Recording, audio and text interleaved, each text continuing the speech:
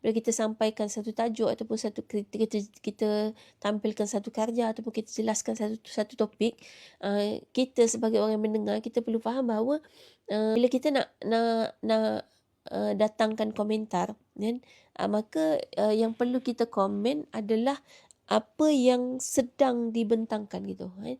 Kalau kita nak komen lah, maknanya kalau kita nak bagi satu pandangan sebagainya, apa yang sedang dibentangkan, bukan apa yang tidak ada dalam pembentangan itu gitu kan. Bentang ni maksudnya boleh jadi dalam bentuk percakapan, syarahan kan, ataupun dalam bentuk buku, karya, artikel dan sebagainya. Jadi macam ni maksudnya misalnya bila kita bincang berkenaan dengan tanggungjawab isteri dan tanggungjawab suami. Ni biasa terjadi kita tengah terbincang tentang hak isteri, suami marah. Kata apalah ustazah ni berat sebelah, semua isteri je dapat.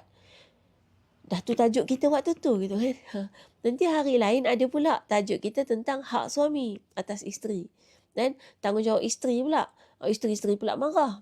Kata ustazah ni asyik cerita pasal hak suami je. Isteri pun ada hak juga. Tu masalah dia pasal apa? Pasal kita selalu berfikir tentang apa yang tidak ada di situ. Apa yang bukan sedang dibincangkan. Kita ada topik setiap kali berbicara dan bercakap, kita ada topik-topik.